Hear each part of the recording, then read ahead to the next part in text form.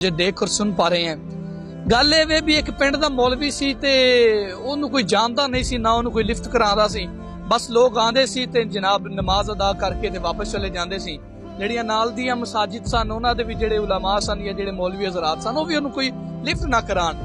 ਉਹ ਮੌਲਵੀ ਬੜਾ ਜਿਹੜਾ ਨਾ ਤੇਜ਼ ਸੀ ਤੇ ਉਹਨੇ ਇੱਕ ਸਕੀਮ ਲਾਈ ਉਹਨੇ ਕਿਹਾ ਤਰਕੀਬ ਲਾਣੇ ਆ ਆਪਦੇ ਜਿੰਨੇ ਨਮਾਜ਼ੀ ਸਨ ਨਾ ਮਹੱਲੇਦਾਰ ਉਹਨਾਂ ਨੂੰ ਸਾਰਿਆਂ ਨੂੰ ਉਹਨੇ ਆਖਿਆ कि तुसी ए जुमा जड़ा ना जरूर पढ़िया जे मैं कुछ नवे अकायद तुहानू दसांगा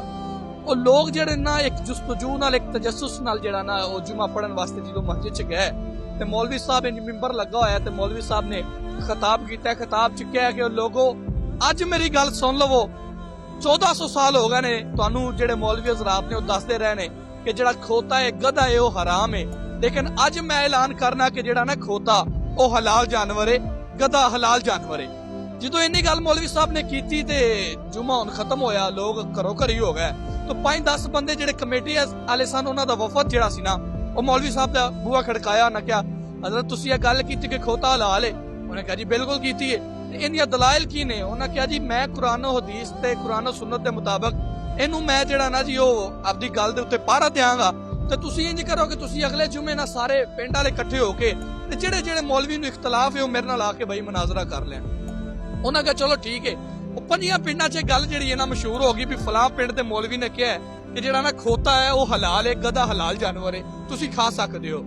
हुण मुफ्तियाने कराम ते उलमा वड्डे वड्डे ते ओ जनाब इंज दूर दराज तो आपदियां किताबां लैके ते आ गए भी वेने आ ये किहड़ी गल है जिहड़े ये किहड़ी हदीस है या किहड़ी आयत है जिंदे थ्रू जिंदे जनाबे तवसत नाल अज मौलवी साहब इस गल दा जिहड़ा ना इहनूं मुदल्लल करनगे कि खोता जिहड़ा है ना हलाल है अच्छा हुण अगला जुमा आया ते जुमा मस्जिद दी बजाए इन्ना क्राउड सी एक जनाब जम्मे गफीर लोगां दा उन्हां बाहर एक किसे बेली दे विच किसे जनाब खाली जगह ते जुमा पढ़ाया ते जुमा पढ़ाण तो बाद सारे उलमा इकट्ठे हो गए किताबां दे अंबार लगे ने एक पासे इंज मिंबर लगा ते पूरा तूफान बदतमीजी खड़ा होया है ते लोग पुछदे ने हां जी मौलवी साहब तुसी जिहड़ा ना वो क्या है कि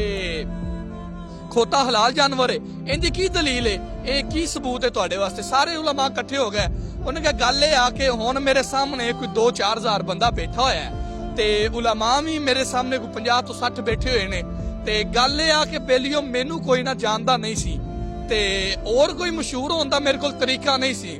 गल तुहाडी ठीक है जो तुसी कह रहे हो ओ गल ही ठीक है खोता जिहड़ा है गधा जिहड़ा है वो हराम जानवर ही सी मैं सिर्फ ये गल जिहड़ी है ना मशहूर होने वास्ते कीती सी नाजरीन ए जिहड़ी मिसाल है ना अजकल जिहड़ा रोला चल रहा ना इहदे ते बड़ी लगदी है इंजीनियर ने या प्लंबर ने या जो भी ने एक जिहड़ा ना वो इमामा शरीफ बन के ते एक मजहब दा लिबादा ओढ़ के मशहूर होने की जिहड़ी उन्हां कोशिश कीती है शानदार मिर्जा मुहम्मद अली इंजीनियर साहब मैं तुहाडी जिहड़ी अकल दी दात देना तुसी बिल्कुल मौलवी नहीं हो ना तुसी जनाब कोई मजहबी पेशवा हो ना मजहबी स्कॉलर हो तुसी सिर्फ और सिर्फ एक कंटेंट मेकर हो